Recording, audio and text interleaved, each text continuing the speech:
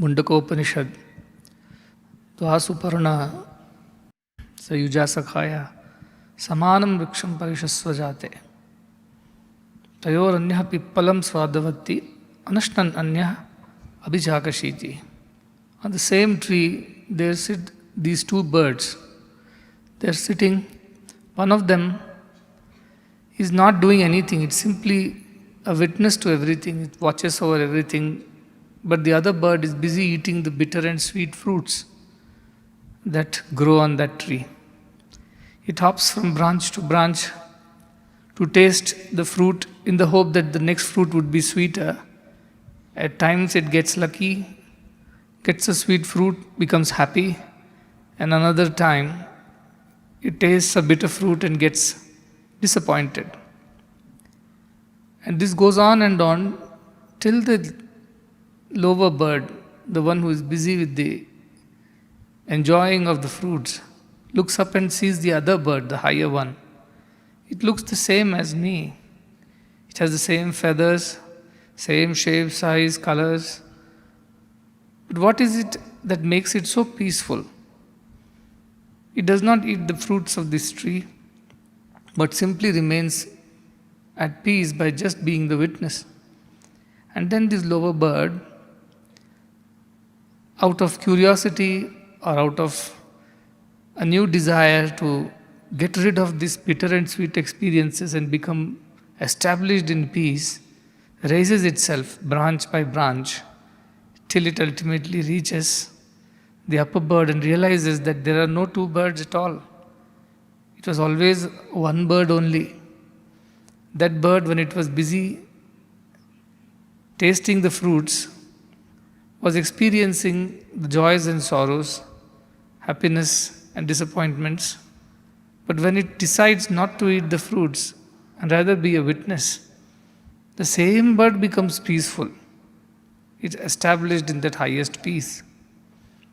This is the story of Jiva and Shiva in every human body, which is the tree. They said there reside these two in this human body. One is the Jiva, and the other is Shiva.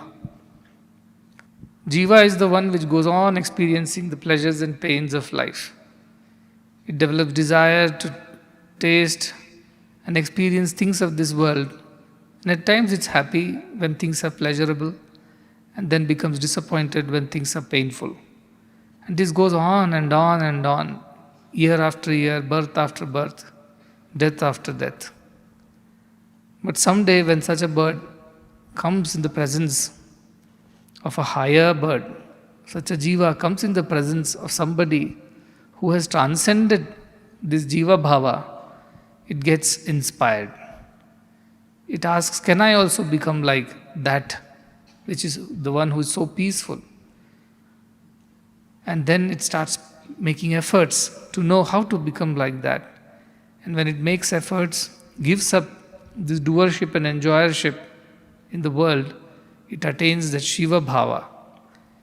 And it becomes one with that Shiva Bhava.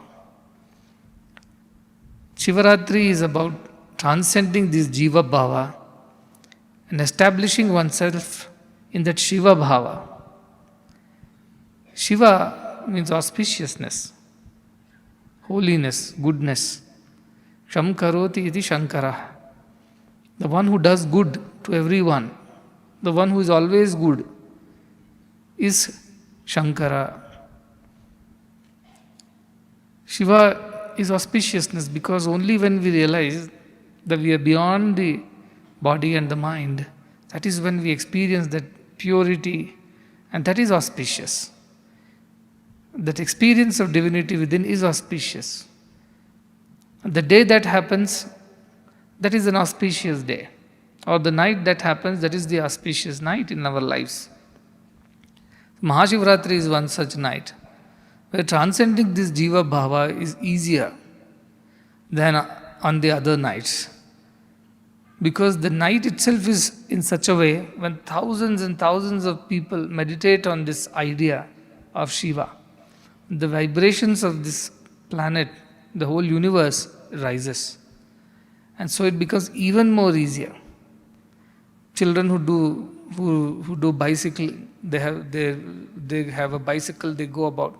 When there is a slope downwards, it's easier, it's faster to go. Uphill is difficult. Likewise, Shivaratri is one such day and night when the ability to progress on this spiritual path becomes much more easier. The path is easier, therefore you can progress faster. That is why I insist so much on celebration of Shivaratri, and that everybody should keep a vigil and then meditate on this thought of Shiva and transcend this Jiva Bhava. That is the whole effort. Today, after having finished pujas yesterday and bhajans all night, we all feel purer than before. We need this purity, this auspiciousness to lead our lives in this world.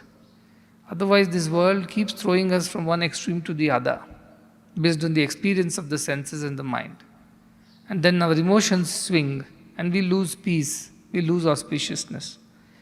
But this effort made every day, not necessarily just on this day or this night, as I said, it's more conducive for a spiritual aspirant. But any other day or night, you must continuously meditate on this thought that I am not Jiva, I am Shiva. Jiva is just an apparition, it's an illusion. The truth is that I am only Shiva. Shivoham, Shivoham, Shivoham. This is what you have to keep telling yourself. It may not be easy to get convinced about it in the beginning. It's not easy to get that experience in the beginning. But the more you think about it, mananat trayate, the more you meditate on this idea, I am not Jiva, I am Shiva, I am Shiva, I am Shiva, and that will take you to the experience also. And that is the effort that everybody should put. Celebrating it by doing pujas, archanas, aradhanas, that's the external way of doing it. The internal way of doing that Shivopasana is to continuously chant this. Shivoham, Shivoham, Shivoham, Shivoham. And that is what that mantra itself will take care that you get that experience someday or the other. Don't be disappointed. Again, don't become the lower bird in spiritual path. I meditated, I sat all night, I sang bhajans. I did not experience Shiva. The one who sang the bhajans, the one who sat whole night, the one who chanted the mantra is himself Shiva. The ability to even do that is given by him and him alone. Tameva bhantam anubhati sarvam, tasya bhasa sarvamidam vibhati. As it shines, everything else shines in its light, just as it shines. Without that Shiva, which is the consciousness, you cannot even listen to what I am saying right now. The ability of the senses to even understand and experience the world comes from that consciousness only. And that consciousness is Shiva. So while we pray to Ishvara or Shankara as a form, that is a saguna or a sakara rupa. But the truth of this phenomena is nirguna, nirakara rupa, prajnana rupa. And in between, as I said, there is lingakara, which helps you to transcend one from the other. If I have to climb this stage, I cannot just jump up or down from this platform. I need a few steps to come up. Likewise, between the saguna sakara and nirguna nirakara, there is this lingakara. And on Shivaratri, Shiva assumed this linga form of linga, Hiranyagarbha form. And that is the beginning, liyate gamyate iti linga. That to which everything goes, into which everything merges is lingam. And we have studied, we know Hiranyagarbha was the very first primordial creation from which all the universe manifested. So Shiva represents that, and we worship Shiva in this form because we want to remind ourselves of the higher truth. But we go step by step. At Saguna Sakara, he has helped Rudam Dravayati iti Rudraha. He wipes away the tears, wipes away the sorrows of people. That is Rudra. When Ganga had to be brought down onto the earth, Nobody could dare do that. It's only Shiva. He said, let me serve the people. Let me remove their sufferings. And he received Ganges, which was flowing in the space, onto the earth. He brought that Ganges through his matted locks. And that's how Ganges flows, they say. Or when Samudra Mantana was going on, churning of the ocean of milk, everybody wanted to drink the Amrutam. But nobody wanted to accept the halahala. No God dared to even touch that halahala. At that point of time, it is Shiva who said, I will have it. Nilakanta he became, and he kept that in his throat. And so he is always awake. He is always Jagrati Sanyami, we read. He is always awake. Why? Because he is holding that poison in his throat. If he sleeps off, the poison will go in. So he is always awake in a yoga samadhi at all times. But for the sake of others, to remove the suffering and sorrow, Karunamaya, Shiva has done that as a Saguna Brahma. At the same time as Nirguna Nirakara, he is there to teach us the higher truth that we are all divine and divine alone. We are Shiva alone and nothing else. So either ways it is auspicious. Shiva does auspicious to, he is auspicious and he does auspicious things to others.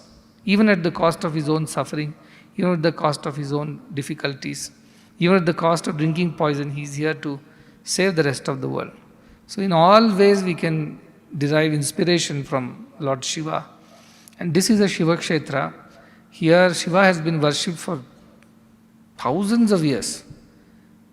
Because this Kshetra is Shiva Kshetra. Sages and saints have worshipped. And therefore we are very fortunate to be seated here in this place and worshipping Shiva. But meditate, if you meditate on him as Saguna Sakara, then meditate on his compassion for the world, for every being, at whatever be the cost. If you want to meditate on the Nirguna Nirakara, then meditate on the Prajnana part of Shiva, the consciousness which is Shiva. And if you cannot go from Saguna to Nirakara so quickly, then meditate on the Lingakara, which is the intermediate stage, from form to the formless. And therefore, Shivaratri is one of the most auspicious festivals in this country, because many other festivals, be it a harvest festival, there is Sankranti, there is Ugadi, there are so many festivals, but this is one festival which is very spiritual, highly spiritual in nature, where all thoughts focus on that one idea that everyone is Shiva, everyone is divine. I am divine, so all are divine. That idea we must meditate on, and this idea, this thought should guide us for all times to come. Many people wrote, you don't have to suffer, you should not go through any of these sufferings on a Shivaratri day. Truth is that neither I want to suffer nor I don't want to suffer. Either ways it is okay with me. Because what happens as per the divine will should happen. Neither we choose to stop it nor we decide to make it happen. Whatever happens, happens. But as the time passes, more and more we will move into the higher consciousness of Shiva. And we must meditate on that thought. And Shivaratri should be the night when we meditate on that idea and we experience that oneness. Even if we experience it once, we will never go back to our worldly ways. Because the taste of it is so beautiful, that experience is so mesmerizing, that we will never go back to our old ways. At least we will definitely become better than what we were a night before.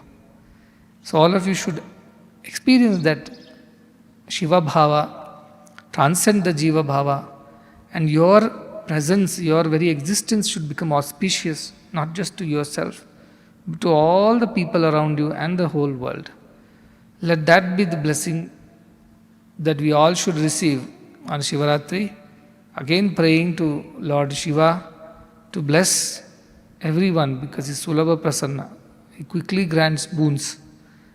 So one boon that we can ask for is that you must give us that prajnana, the experience of the highest consciousness, so that we transcend our body consciousness and become one with that Shiva. With that, we will bring this program to a close. And lot of blessings to all the devotees who have sat all through the night, chanted songs, bhajans, mantras across the world, all around the world. And many have prayed that the world should attain peace, there shouldn't be wars, that people should not have difficulties. Let me tell you, if we all pray sincerely, it can be achieved. Even prayer is very powerful. If you sincerely pray for the welfare of the world, samasta loka sukhino bhavantu, it will have its effect. So believe in that idea. Pray to Shiva that let auspicious things happen. No one suffer in the world. Let no one have any difficulty and suffering, especially in the present times. So pray sincerely for everybody's welfare. May Lord Shiva bless all of you to attain the highest and transcend the lower ideas of body and mind. May you be established in that consciousness once for all, forever. With these blessings, I conclude.